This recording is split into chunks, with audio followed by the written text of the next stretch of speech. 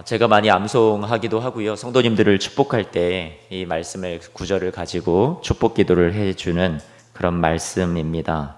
사랑하는 성도 여러분, 오늘은 두려워 말라라는 말씀의 제목을 가지고 여러분들과 함께 하나님이 주시는 은혜를 나누고 싶습니다.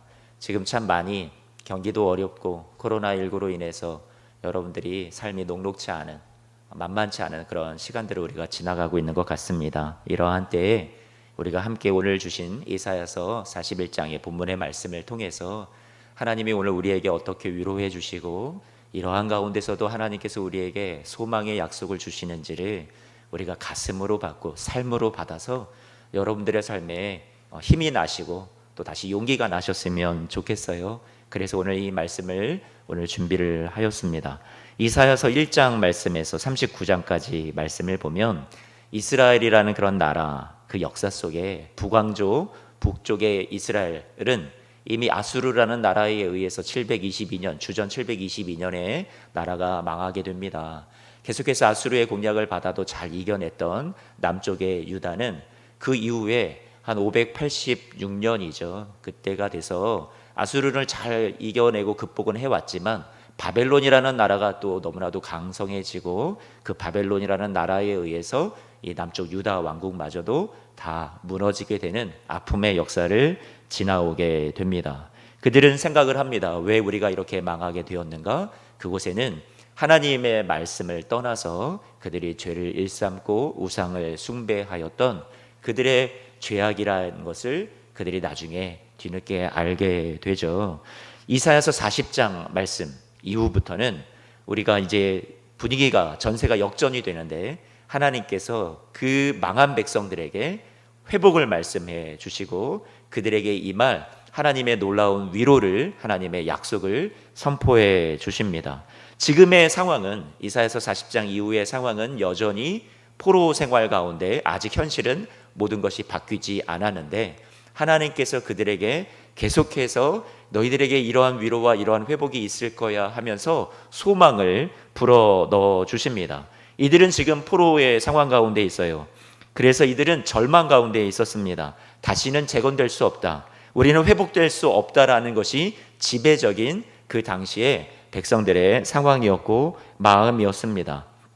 선지자들을 통해서 에스겔 선지자나 아니면 하나님께서 이렇게 오늘 이사야서 말씀을 통해 이사야 선지자를 통해서 하나님은 자꾸만 회복을 말씀하시는데 좀처럼 이들의 마음속에 그 하나님의 약속의 말씀이 믿겨지질 않습니다. 그것이 다가오질 않습니다. 우리가 지금 이러한 절망 가운데 있는데, 우리가 이렇게 무너졌는데, 우리는 너무나도 죄로 인해서 망했는데 어떻게 우리가 회복이 될 수 있단 말인가 하고 그 하나님의 약속의 말씀이 들려줘도 그것을 제대로 마음에 깊이 받아내고 확신하지를 못합니다. 그러다 보니까 선지자를 통해서 하나님께서 이사야를 통해서도 거듭해서 말씀해 주세요. 반복적으로 말씀해 주세요. 오늘 본문에 읽었던 말씀처럼 두려워하지 말아라, 내가 너와 함께함이라. 놀라지 말아라, 나는 내 하나님이 됨이라. 내가 너를 굳세게 하리라. 참으로 너를 도와주리라. 참으로 나의 의로운 오른손으로 너를 붙들어 줄 거야. 하나님께서 계속해서 반복적으로 우리에게 약속을 확인시켜 주시죠. 그 반복되는 하나님의 말씀, 약속의 말씀 속에서 우리를 그토록 살리기를 원하시는 하나님의 애절한 마음이, 하나님의 간절한 마음이 담겨 있다라고 그렇게 느껴집니다.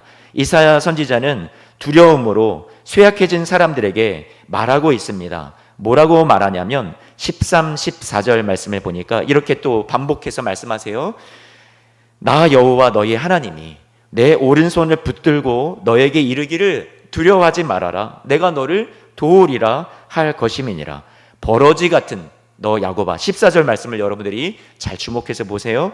버러지 같은 너 야곱아, 너희 이스라엘 사람들아, 두려워하지 말아라. 나 여호와가 말하노니 내가 너를 도울 것이라. 내 구속자는 이스라엘의 거룩한 이인이라 라고 말씀해 주고 있어요.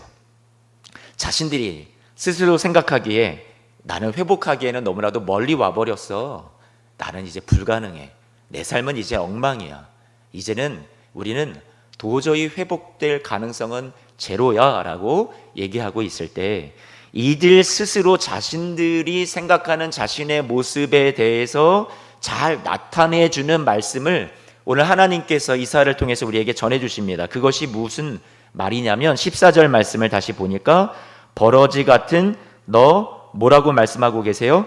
야곱아라고 말씀해 주고 있습니다.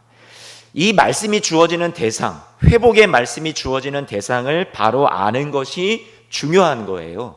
누구에게 주어졌느냐가 우리가 눈여겨볼 부분이라는 거죠.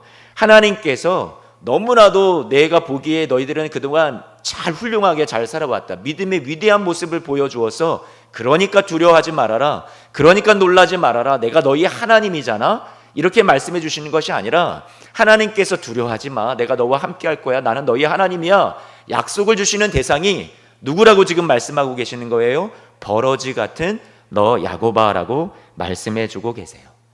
이사야서 40장 이후에 하나님의 위로와 회복의 약속, 궁극적인 승리에 대해서 하나님이 약속을 해주시는데 그 대상이 누구냐면, 그 축복을, 그 혜택을, 그 은혜를 받을 대상이 누구냐면 버러지 같은 야곱이라고 하나님이 말씀해주고 계시다라는 거예요. 왜 하나님의 백성들을 가리켜서 버러지 같은 야곱이라 지금 부르시고 그들을 향한 회복의 약속을 주시는 걸까요? 여러분, 하나님이 사랑하시기로 하신 여러분의 모습이 어떻다고 생각이 되세요? 저는 스스로 제 모습을 볼 때 하나님 앞에, 하나님이 벌레만도 못한 이 이광석을 어떻게 이렇게 사랑해 주십니까?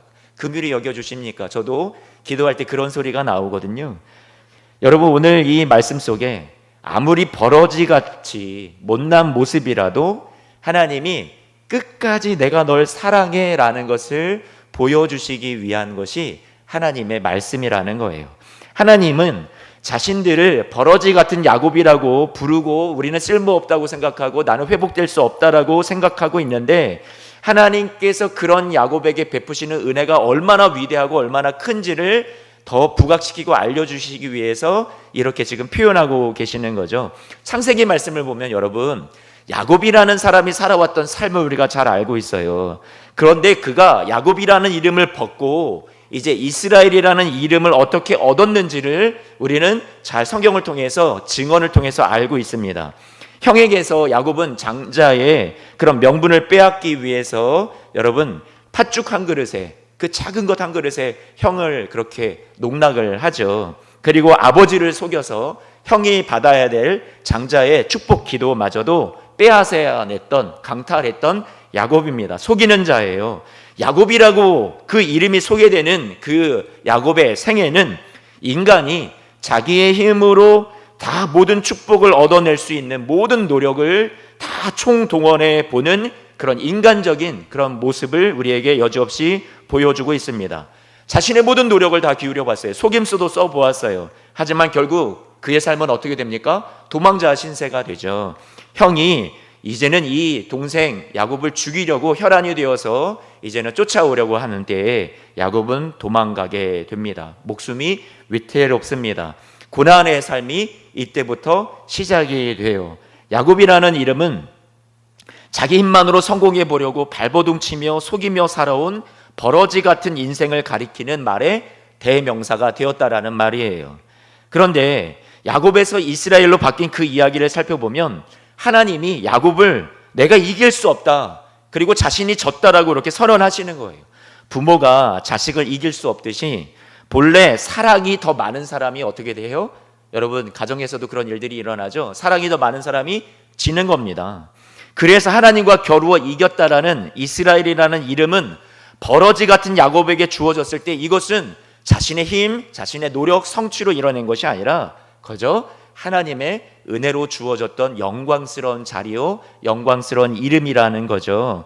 이것이 또한 저와 여러분들을 향한 하나님 아버지의 사랑이고 하나님 아버지의 마음이라는 거예요. 부모 대신 우리의 영적인 아비가 되신 우리 아버지 하나님이 여러분들을 바라보실 때 항상 이 마음으로 바라보신다라는 거예요. 그래서 우리가 하나님 앞에, 하나님 저는 버러지입니다, 나는 자격이 없습니다, 나는 회복될 수 없습니다, 우리가 그렇게 하나님 앞에 감히 고개를 들지 못하지만 하나님께서는 여러분들을 향한 마음이 어떻게 해요? 두려워하지 마, 내가 너와 함께 할 거야, 너는 여전히 내 백성, 내 자녀야 라고 말씀해 주신다라는 거죠. 오늘 본문 말씀에서 우리의 삶이 실패의 연속이고 우리가 그렇게 노력했어도 헛되고 헛될 뿐인 우리의 삶이 참 고단합니다. 힘이 드는 것의 연속입니다. 우리의 뜻대로 되질 않아요, 삶이라는 것이. 그렇지 않으세요, 여러분? 우리의 삶이 녹록치가 않습니다. 그런데 하나님께서 우리에게 오늘 주시는 약속은 걱정하지 마. 너의 삶은 내가 책임지고 내가 붙들고 있어. 나는 너희 하나님, 너희는 내 백성이니까, 너희는 내 자녀니까 말씀해 주고 계시는 거예요. 잘 생각해 보세요. 야곱은 분명히 버러지 같은 인생을 살고 그렇게 살아왔는데 잘못한 인생 가운데 베델에서 하나님이 만나서 무엇을 주시냐면 약속을 주시는 거죠. 또한 야복강에서 하나님께서 승리의 이름을 그에게 주신 거예요. 하나님이 져주신 거죠. 야곱이 잘해서요? 야곱이 어떻게 하나님 앞에 훌륭한 믿음의 모습을 보여서요? 아니요. 베델 사건을 우리가 살펴보면 아시는 대로 형을 피해서 그 도망길에서 노숙하던 자리에서 길가에서 잠이 들었죠. 근데 그때 하나님이 찾아오셔서 창세기 28장 15절 말씀을 보면 이렇게 약속해 주시죠. 내가 너와 함께 있을 거야. 오늘 저와 여러분들이 읽었던 이 말씀과도 비슷하지 않나요? 두려워하지 말아라. 내가 너와 함께 함이라. 놀라지 말라라. 나는 내 하나님이 됨이라. 그 야곱에게 28장 15절 말씀에 계속해서 이렇게 말씀하십니다. 너가 어디로 가든지 내가 너를 지킬 거야. 너를 이 땅으로 다시 돌아오게 할 거고 내가 너에게 허락한 것을 다 이루기까지 너를 떠나지 아니할 거야. 약속해 주시죠. 하나님으로부터 복된 축복된 미래의 약속을 확인받은 그런 사건입니다. 아직이요, 야곱이 자신의 운명과 자신의 미래의 앞날의 결론이 하나님의 손에 있다라는 것을 다 깨닫지 못할 때였어요. 자기 홀로 인생을 자기 힘으로 살아가던 그 시간의 자리에 누가 찾아오셨던 거예요? 하나님이 찾아오셨던 거죠. 아직 하나님이 원하시는 믿음의 수준이 되지 않은 상태에서 하나님이 먼저 찾아오셔서 무엇을 주신 거예요? 약속의 말씀을 주시고 너의 삶은 이렇게 될 거야 라고 선언하셨던 거죠. 훨씬 더 나중에 야곱이 정말로 하나님이 정말로 나를 이렇게 붙들어 주시고 나와 함께 하시고 나를 이렇게 복된 존재로 만들어 주셨구나라고 깨닫게 된 것은 언제 일이에요? 훨씬 더 뒤의 일이에요. 20년이나 지난 다음의 일이에요. 그런데 먼저 무엇이 주어졌어요? 하나님의 약속의 말씀이 주어졌다라는 거예요. 우리의 기대는 방황하고 후회하고 실패하고 눈물의 시간이 없이 그렇게 우리의 삶이 정말 평탄대로를 걸어가는 것을 우리가 원할지 모르겠어요. 기왕에 하나님이 우리에게 주실 거면 애시당초 처음부터 베델에서 하나님이 모든 결론을 다 내어주시지, 온전한 성숙을 이루어 주시지, 인격을 완전히 야곱을 바꿔주시지, 믿음의 완성을 그 자리에서 아예 허락해 주시지, 왜 수십 년 동안 이렇게 야곱에게 이 시간들을 또 지나가게 하셔야만 했는가? 우리는 아쉬울지 모르겠어요. 태어날 때부터 아니면 장자권을 속여서 빼앗지 않도록 야곱을 차라리 맏아들로 태어나게 하시던가, 그렇게 해주셨으면 속이는 인생이 되지 않았을 법도 한데, 여러분, 야곱에게서 우리가 알 수 있는 것은 야곱이 깨우치지 못하는 가운데 자기가 막 결정을 하죠. 자기가 선택을 하죠. 그리고 자기가 생각하다 할 때 옳다고 느껴지는 그 길을 야곱은 지나갑니다. 그런데 그의 모든 이런 삶의 움직임 속에 마지막에 얻어진 결론은 자신이 생각했던 차원의 결론이 아니었어요. 자기가 생각했던 복된 결말이라고 생각했던 것보다 훨씬 더 하나님께서 야곱을 성숙시키시고 자기가 원하는 대로 다 이루고 성취하고 성공했다, 잘 먹고 잘 살았다, 끝. 이것이 야곱의 삶의 인생의 완성이 아니라 그가 걸어온 삶이 많이 고난이 있었고 어려움이 있었지만 그를 통해서 야곱을 오늘날 저와 여러분들이 오늘 우리가 위로받고 우리에게도 소망이 되고 우리도 할 수 있구나라고 보여주는 그런 귀한 믿음의 본을 우리에게 보여주는 그런 성경 속의 인물이 되었다라는 사실이에요. 여기까지 온 것이 바로 이들의 믿음의 위대한 영웅이 아니라 하나님이 이끌어 오신 자리다. 제가 지난주에 여러분들에게 설교할 때 하나님이 다 하셨다라는 것을 보여주는 증인으로서 하나님께서 성경 속의 인물들, 지난주에 베드로 말씀을 전했었죠. 그렇게 하나님이 그런 인물들을 세우셨다라는 거예요. 너무나도 범인이었는데, 너무나도 모자란 그런 인생이었는데 결국 하나님이 다 하셨던 거구나. 그것을 우리에게 증인으로 세워주신 성경 속의 인물이라는 거죠. 야곱은 알았습니다. 하나님이 여기까지 끌고 오신 하나님의 일하심이었구나, 하나님의 열심이었구나, 하나님이 내 삶에 다 하셨다는 것을 보여주시기 위해서 내가 이러한 삶을 지나오게 된 것이구나라고 인정하게 된다라는 거죠. 로마서 5장 8절 말씀을 보면 이렇게 신약시대에 우리에게 약속해 주시죠. 우리가 아직 죄인 되었을 때에 그리스도께서 우리를 위하여 죽으심으로 하나님께서 우리에 대한 자기의 사랑을 어떻게 하셨다고요? 확증하셨다라고 말씀해 주고 있어요. 우리가 아직 버러지예요. 우리가 아직 모자랐어요. 우리는 하나님의 사랑의 사자조차도 깨닫지 못했을 때 우리에게 하나님께서 어떻게 하셨어요? 구원을 이미 이루어 주셨어요. 먼저 사랑해 주셨어요. 시간적으로 우리가 태어나기도 전에 이미 2000년 전에 예수님 안에서 십자가를 통해서 하나님은 저와 여러분들의 구원을 어떻게 해 주셨어요? 이루어 주셨어요. 이미 다 끝나버린 거예요. 하나님이 다 이미 완성해 놓으신 일이에요. 누구를 위해서요? 아직도 깨닫기도 전에 버러지 같은 삶을 살고 있는 우리를 위해서 주님께서 구원을 이루어 주셨대요. 사랑하는 성도 여러분, 2000년 전에 이미 우리를 위해서 이루어 주신 놀라운 구원의 약속을 오늘 우리가 믿어지고 이해되고 그 사랑에 설복당하는 것이 무엇이냐면 그게 신앙이에요. 그게 믿음이에요. 믿어지는 과정 속에서도 하나님이 일하시고 역사하셔서 나를 은혜로 부르신 거고요. 또 예수를 믿고 난 다음에도 하나님의 끊임없는 사랑과 은혜의 역사하심 속에서 우리는 자꾸 그 길을 걸어가려 하지 않고 반대로만 가는데 계속적으로 하나님이 우리를 포기하지 않고 끝까지 기다리시고 인내하셔서 마침내 그 하나님의 사랑에 설득당하는 과정이 그것이 우리의 신앙생활이라고 생각이 돼요. 처음부터 완전히 변화되는 사람은 없습니다. 처음부터 다 달라지는 인생을 살아가는 그런 사람은 없습니다. 신앙이 깊어지고 싶은데 우리는 신앙생활을 하면 할수록 어떤 생각이 들어요? 점점 자격이 없다라는 생각만 들어요. 점점 죄책감만, 내가 더 죄인이라는 것만 느껴지고요. 더 마음이 아파질 뿐입니다. 어떻게 내가 이러고도 구원받은 자이지? 어떻게 내가 이러고도 하나님을 믿는 그리스도인이라고 할 수 있지? 점점 자신의 모습이, 더 추악한 모습이 더 많이 어떻게 돼요? 드러나게 된다라는 거예요. 믿으면 믿을수록 이 자격 없음을 깨닫는 시간들이 우리가 영락없이 버러지 같은 야곱이구나. 누가요? 내가. 그것을 우리가 깨닫는 시간들이라는 거예요. 형의 발 뒤꿈치를 붙잡고 태어난 야곱, 속이면서 살아온 야곱, 하나님이 아닌 내 힘만으로 살려 아둥바둥 살아온 그런 버러지 같은 인생이 바로 내 모습을 성경이 나에게 거울로 비춰주시는구나. 그것을 저와 여러분들이 신앙생활하면서 얼마나 많이 깨닫느냐에 따라서 그만큼 하나님을 더 찾게 되고 하나님을 의지할 수밖에 없게 된다라는 거죠. 누구나 다 이 시간들을 겪게 되는 것 같습니다. 마치 필수 과정, 그런 코스처럼요. 우리의 믿음이라는 것이 기적이나 아주 기분 좋은 기도의 응답을 통해서도 우리의 신앙은 자라날 수 있어요. 하지만 우리의 삶의 아픔과 모자람을 통해서도, 죄를 지으며 살아오는 우리의 실패를 통해서도 저는 믿음이 자라날 수 있다고 생각을 합니다. 야곱이 그러한 삶을 살았으니까요. 우리도 그러한 걸음을 지금 걸어가고 있는 것 같아요.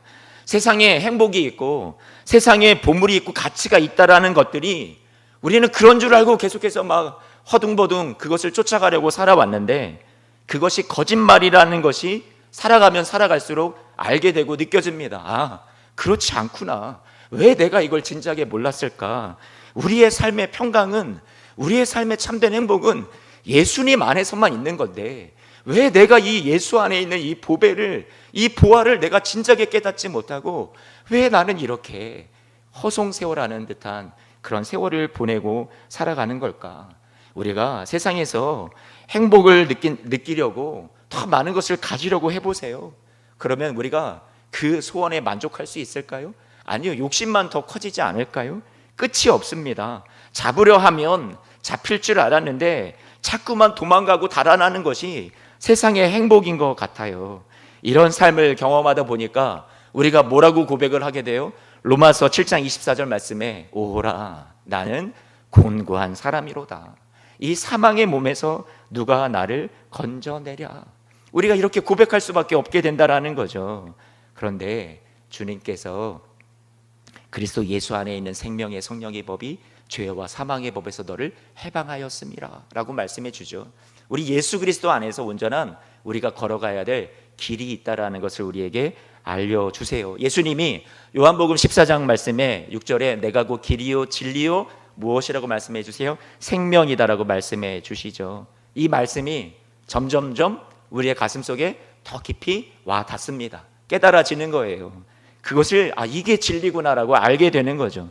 어떤 우리의 신앙이라는 것이 노력의 결과물로 얻어지는 것이 아니라 점점 우리가 내 힘을 빼고 내 욕심을 다 내려놓을 때 이미 주신 진리가 무엇인지, 약속의 말씀이 무엇인지, 이미 주신 승리가 무엇인지 더 선명하게 깨달아지는 것이 우리의 신앙의 목표라고 여러분들에게 말씀드릴 수 있을 것 같아요. 거기에 자리까지 우리가 빨리 나아가야 된다라는 거죠. 그 예수님 외에는 다른 모든 것들이 배설물이라고 사도 바울이 고백했던 것처럼 우리가 그런 신앙에까지 나아갈 수 있어야 된다라는 거예요. 그런데 참 우리가 이것을 나중에야 알게 됩니다. 살면서 시간이 지나고 실패도 거듭하고 버러지 같은 삶을 살아가면서 그제서야 우리가 깨닫게 된다라는 거죠. 우리가 믿는 기적, 병든 자가 고침받고 망해가던 사업이 번창하고 합격하고 승진하고 성공하고 형통하는 것이 우리가 생각하는, 우리가 구하는 기도와 또 우리가 생각하는 하나님의 능력이라고 생각하는데 그것이 능력이 아니라 내가 걸어가는 버러지 같은 삶의 길에서 그 길이 진리의 길이 아님을 마침내 알게 하시고 말씀을 통해서 이미 약속해 주셨던 평강과 승리의 삶이 세상을 이기는 믿음이 무엇인지를 우리에게 깨닫게 해주시는 것, 그것이 능력이라고 생각해요. 진작에 깨닫지 못한 것이 너무나도 아쉽도록 우리 안에 깊이 하나님이 다가오셔서 새겨주셔서 확신을 주셔서 이제는 어떤 세상의 풍파와 고난에도 내 뜻대로 되지 않는 현실 속에서도 꿈쩍도 하지 않고 흔들리지 않는 믿음으로 세우시는 것이 여러분 하나님의 능력이라고 생각합니다. 오직 예수님만이 길이고 진리고 생명이라는 것을 우리가 꼭 붙들었으면 좋겠어요. 하나님의 말씀이 저와 여러분들의 삶에 찾아오셔서 마침내 우리를 설득해 내시는 거예요. 그것이 믿음의 과정이에요. 내가 걸어온 길과 삶의 시간들을 하나님이 사용하셔서 선으로 만들어 주십니다. 그래서 내 삶이 지나온 실패의 버러지같이 살아왔던 내 삶이 하나님의 손에 들려서 하나님의 역사가 돼요. 그것을 로마서 8장 28절은 뭐라고 그렇게 설명하고 있어요? 이렇게 설명하죠. 우리가 알거니와 하나님을 사랑하는 자 곧 그 뜻대로 부르심을 입은 자들에게는 모든 것이 합력하여 무엇을 이루어 주세요? 선을 이루어 주신다. 아멘.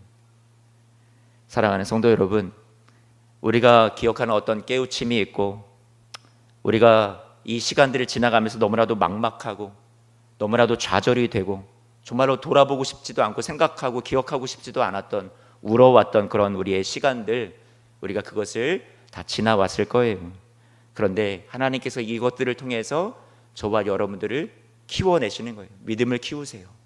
내가 버러지 같은 야곱이었구나. 그런데 하나님의 은혜로 내가 이렇게 회복될 수 있구나라는 것을 우리가 깨닫기까지 하나님이 여러분들을 자라게 하실 거예요.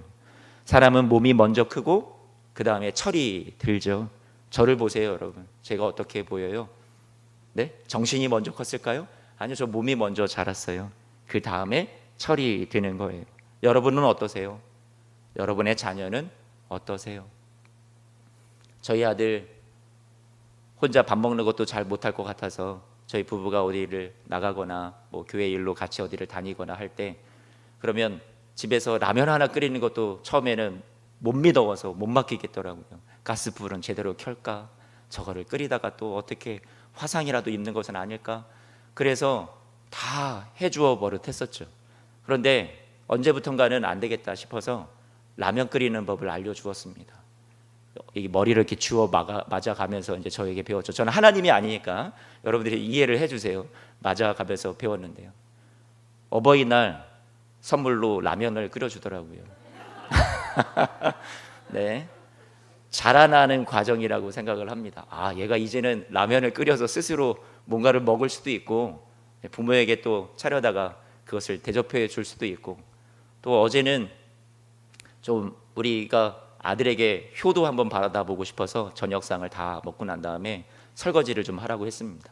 예전에도 한번 한두 번 시켜보았는데 잘 시키지 않아요. 어쩌다가 시키는 거예요. 제가 하고 싶지 않아서가 아니라, 저희 집사람도 하고 싶지 않아서가 아니라 훈련의 차원에서 시켜봅니다. 지난번에도 그릇을 깨더니 어제도 또 유리 그릇을 또 물통을 또 깼습니다. 깬다고 해서 제가 안 맡길까요? 저희가? 아니요, 맡겨야죠. 왜요? 그렇게 깨면서, 그렇게 잘 못하면서 아이가 성장할 것을, 그것을 잘 해낼 것을 기대하는 부모의 마음이 있다라는 거죠. 우리의 삶은 정말 하나님 앞에서 계속해서 이런 실패의 연속을 지나갈 겁니다.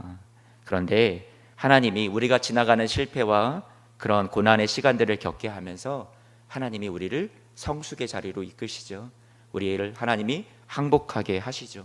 하나님이 우리를 빚으셔서 하나님이 우리 안에 하나님의 놀라운 작품을 만들어 내시는 줄로 믿습니다. 사랑하는 성도 여러분, 그래서요, 하나님이 여러분 안에 일하시는 것을 마음껏 일하실 수 있도록 우리가 자신을 비우고, 우리 인생에 만난 어려움의 문제, 할 수 없다라는 문제, 고난의 문제, 내 눈물의 문제 다 주님 앞에 내어 맡기고, 하나님, 나는 할 수 없는데, 나는 버러지 같은 존재인데 하나님은 하실 수 있습니다라고 하나님 앞에 다 내어 맡겨서 하나님의 영광을 여러분의 삶의 그릇에 다 채워내는 것이, 그것이 저는 복음이라고 생각을 합니다. 하나님이 다 하십니다. 그래서 오늘도 여러분들에게 주님께서 두려워하지 말라고 말씀해 주시잖아요. 다시 한번 여러분들에게 말씀드리면 8절 말씀에 나의 종이라고 하십니다. 열방 중에 흩으셨지만 너희는 내가 택한 자라고 말씀해 주십니다. 확신시켜 주십니다. 내가 너희를 아직 버리지 않았다라고 말씀해 주십니다. 그래서 9절 말씀에 내가 너를 택하고 싫어하여서 나 너희들 버리지 않았어. 이들이 불안하니까, 우리는 이제는 불가능하구나, 가망이 없구나 생각하니까 하나님이 그들에게 아니야, 아직 끝나지 않았어. 내가 너를 포기하지 않았는데, 너의 삶을 내가 여전히 붙들고 있는데 말씀해 주시죠. 10절 말씀에, 그래서 여러분들이 잘 암송하시기도 하는 이 말씀, 두려워하지 말아라, 내가 너와 함께함이라. 놀라지 말라, 나는 네 하나님이 됨이라. 내가 너를 어떻게 해요? 굳세게 하리라. 우리 같이 다시 한 번만 읽어볼까요? 이 말씀 여러분에게 주시는 하나님의 약속으로 받고 우리 함께 읽어봤으면 좋겠습니다. 읽습니다. 시작. 두려워하지 말라, 내가 너와 함께함이라. 놀라지 말라, 나는 내 하나님이 됨이라. 내가 너를 굳세게 하리라. 참으로 너를 도와주리라. 참으로 나의 의로운 오른손으로 너를 붙들리라. 아멘. 이렇게 약속해 주세요. 근데 이 모든 일을 누가 이루시겠다고요? 하나님이 하신다라는 거예요. 이사야서 41장 4절 말씀을 볼까요? 여러분, 하나님이 여러분들에게 당당하게 지금 확증하에 주고 계시는 거예요. 이거를 누가 할 거냐? 너희들 스스로 하라고 할 거냐? 아니야, 내가 해줄 거야. 4절 말씀도 우리 같이 한 번만 좀 읽어볼까요? 시작. 이 일을 누가 행하였느냐? 누가 이루었느냐? 누가 처음부터 만대를 불러 내었느냐? 나 여호와라. 처음에도 나요, 나중에 있을 자에게도 내가 곧 그니라 라고 말씀해 주고 계세요. 하나님이 다 하신다. 사랑하는 성도 여러분, 주님께서 여러분의 삶에 오셔서 이 일들을 분명히 회복으로 이루어 주실 줄로 믿습니다. 그래서 하나님께서 이사야서 말씀에 이제 39장까지 심판과 절망과 소망 없는 모습을 그동안 쭉 그들의 삶의 모습을 보여주었었다면, 이제는 40장부터 소망을 말씀하시잖아요. 그래서 그 소망을 말씀하시는 그 처음 40장 첫 번째 말씀에 이렇게 이야기를 하죠. 너희의 하나님이 이르시되, 뭐라고 말씀하세요? 너희는 위로하라, 내 백성을 위로하라. 4절 5절 말씀 같이 한 번만 더 읽어볼게요. 시작. 골짜기마다 도두어지며 산마다 언덕마다 낮아지며 고르지 아니한 곳이 평탄하게 되며 험한 곳이 평지가 될 것이요, 여호와의 영광이 나타나고 모든 육체가 그것을 함께 보리라. 이는 여호와의 입이 말씀하셨느니라. 아멘. 하나님의 약속의 말씀이 이것을 보증하고 계시고, 결국 여러분의 삶에 하나님께서 그것을 여러분들이 목도하게 될 것이라고 5절 말씀에 보게 될 거야, 여호와의 영광을 보게 될 거야 약속해 주시죠. 실패와 절망으로 우리가 지나온 삶을 살아왔을지 모르겠습니다. 그런데 하나님은 너희의 실패와 절망이 너희의 끝이 아니야. 너희들의 삶은 궁극적으로 내 손에 달려있다. 왜? 내가 너희의 아버지니까. 너희는 내 자녀, 너희는 내 백성, 나는 너희의 하나님이니까. 그러니 실패로 끝난다고 절망하지 말아라. 낙심하지 말아라. 너희는 반드시 회복될 거야. 골짜기야, 너는 다 메꾸어 줄 거야. 너희의 삶에 놓여 있는 모든 골짜기는 내가 너희를 회복시키러 가는 그 길에 너희 앞에 놓여 있는 그 모든 골짜기는 다 메꾸어 줄 거야. 높은 장애물이 있어, 언덕이 있어, 산이 있어, 그 모든 것들은 다 어떻게 된다고요? 다 낮아지게 될 거야. 험한 길은 평지가 될 거야. 주님께서 저와 여러분들에게 어떻게 약속을 해주세요? 이렇게 회복될 거라고 약속해 주신다라는 거예요. 사랑하는 성도 여러분, 많이 힘드시죠? 어려운 시기를 지나가고 있죠? 하나님이 거듭거듭 여러분들에게 약속해 주십니다. 다 내 손에 달려 있는데 내 때가 되면 너희들을 이렇게 회복시켜 줄 거야. 하나님이 우리를 설득해 가시고 설복해 가시는, 우리를 완성해 가시는 그 과정을 우리의 머리로는, 계산으로는 다 이해할 수 없습니다. 그렇죠? 성경에는 참 우리가 이해할 수 없는 그런 놀라운 계산법이 많이 나오는데요. 누가복음 15장 말씀에도 재산을 다 탕비하고 돌아온 그 둘째 아들에게 이 아버지가 무엇을 해요? 잔치를 벌이죠. 무엇을 잡아요? 송아지를 잡습니다. 반지, 가락지를 끼워줍니다. 가장 좋은 신발을 가져다가 신을 신깁니다. 그런데 그 첫째 아들이 뭐라고 얘기하냐면, 아버지, 나는 여러 해 아버지를 섬겼고 나에게 주신 것이 없는 것 같은데, 30절 말씀해 보니까 누가복음 15장 30절, 아버지의 살림을 창녀들과 함께 다 삼켜버린 이 아들이 돌아왔는데 살진 송아지를 잡으셨습니다. 우리의 계산을 다 무너뜨리는 것이 하나님의 계산이에요. 사랑의 계산법이에요. 마태복음 20장 말씀에도 보니까 어떤 포도원 주인이 일꾼을 고용하려고 아침에 일찍 나가가지고 사람들을 찾습니다. 오전 9시에 찾아요. 12시에 돼서 정오에 찾습니다. 오후 3시에도 찾습니다. 이제 오후 5시가 되어서 마지막 1시간쯤 남았는데 그 일을 위해서 1시간 일할 사람도 오후 5시에 찾았습니다. 근데 성경을 보면 재미있는 표현은 그들이 다 빈둥빈둥거리고 서성이고 놀고 있었다라는 거예요. 그런데 그들을 데려다가 일을 시켜주시고 그들에게 일을 주고 나중에 품삯을 주시는데, 포도원 주인이 나중에 이 제일 늦게 온 사람, 오후 5시에 온 사람부터 품삯을 주죠. 근데 무엇을 주었냐면 한 데나리온을 받았습니다. 먼저 아침 9시부터 왔던 사람, 더 일찍 왔던 사람들은 기대했겠죠. 와, 이제 나는 저 사람을 하나 받았으니까 나는 더 많이 받겠구나. 그런데 이 계산을 깨죠. 어떻게 해요? 주인이요, 모두 다 똑같이 한 데나리온씩 주는 겁니다. 그때 포도원 주인을 향해서 이들이 불평하는 이야기를 하죠. 마태복음 20장 12절 말씀, 뭐라고 얘기를 해요? 이렇게 말합니다. 나중에 고용된 일꾼들이 고작 1시간밖에 일하지 않았는데, 그런데 하루 종일 떼약볕에서 고되게 일한 우리와 어떻게 똑같은 일당을 줄 수 있단 말입니까? 그런데 여러분, 이 마태복음 20장 말씀을 보면 거기 분명히 하나님 나라에 대한 이 비유를 예수님께서 말씀하셨다고 말씀해주고 있어요. 우리의 구원에 대한 거예요. 저와 여러분들, 하나님이 은혜를 베풀어 주시고 자격을 주시는 것이 우리의 어떤 노동의 대가로 하나님께서 주시는 것은 아니라는 거죠. 그것이 하나님의 은혜의 계산법이라는 거예요. 하나님 말도 모질게 안 들었어요. 빈둥빈둥 놀면서 세상을 사랑하고 살아왔어요. 버러지 같은 야곱으로 살아온 인생이에요. 그런데 그런 나에게 하나님이 찾아오셔서 하시는 일이, 베푸시는 일이 우리를 위해서 생명을 내어주시고 우리를 설복하셔서 멋진 하나님의 사람으로 만들어 내시고야 마시는 하나님의 놀라운 일하심이 오늘도, 지금도 저와 여러분의 삶에 지금도 계속되고 있는 줄로 믿습니다. 하나님의 신실하심과 은혜와 자비하심이 끝이 없어요. 하나님, 저는 버러지라서 자격이 없습니다. 제 인생은 이렇게 허무하게 끝나나 봅니다. 아니야, 내 자녀야, 왜 그런 소리를 해? 아니다, 나는 너의 아버지다. 너는 내 자녀다. 너희는 내 백성이고 나는 너의 하나님이다. 너의 이해와 너의 계산과 너의 그 능력의 한계 안에 나를 가두지 말아라. 여러분의 삶의 환경도, 지금의 여러분들이 도저히 내가 이것을 감당해낼 수 없다고 생각하는 삶의 시련도 하나님을 여러분들이 제한하지 마시고요, 하나님께서 그 가운데 놀라운 은혜를 베풀어 주실 줄로 믿습니다. 두려워하지 말아라. 내가 너와 함께 한다. 하나님이 다 하신다라는 말씀이세요.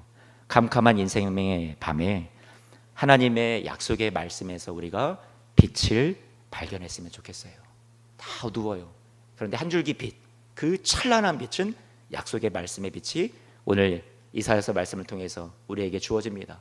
그렇게 자신들이 벌어지라고 우리는 실패했다고 우리는 도저히 가망이 없다고 생각했던 그들에게 하나님의 약속의 말씀이 광명의 빛처럼 찾아와서 그들에게 지금 비춰주고 있습니다. 그것이 잘 믿겨지지 않았는데 어느덧 그 말씀이 그들의 삶을 다 채워서 가득 채워서 모든 삶을 주님께서 회복시켜 주시는 놀라운 은혜가 예수 그리스도 안에서 궁극적으로 저와 여러분들에게 주어진 이미 선물로 우리에게 다가와 있습니다. 우리가 가까이 있지만 그것을 우리가 얼마나 은혜를 받았는지를 잘 깨닫지 못할 때가 있어요. 하나님의 나와 함께 하신다라는 것이 내가 세상 끝날까지 이 세상을 살아가는데 나 혼자 살아가는 것이 아니라 내가 너와 함께 한다고 약속해 주신 그 주님의 은혜가 얼마나 놀라운 위대한 약속인지를 우리가 잘 모를 때가 많이 있습니다. 그것이 정말로 놀라운 약속이에요.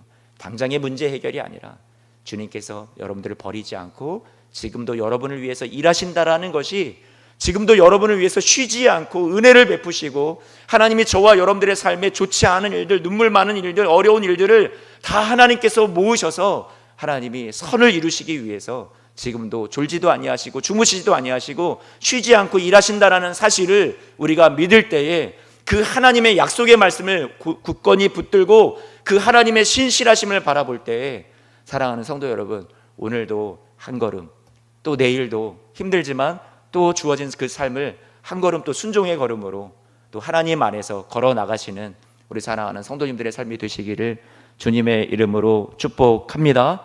오뚜기처럼 넘어져도 다시 일어나세요. 왜요? 주님께서 여러분들을 함께 지켜주시니까. 여러분 스스로 일어나라고 하시는 분이 아니라 여러분은 이 삶의 중심에 말씀을 깊이 가득 채우셔서 그 말씀으로 인해서 넘어져도 다시 일어나고 쓰러져도 다시 일어나는 거예요. 죄로 인해서 우리가 패배했어도 우리가 실패했어도 예수 그리스도의 보혈이 우리의 모든 죄악을 뛰어넘고 우리를 다시 일으켜 세워주시고 우리에게 회복을 주시는 놀라운 능력이 되시기 때문에 저와 여러분들을 다시 살게 해 주실 줄로 믿습니다. 기도하겠습니다.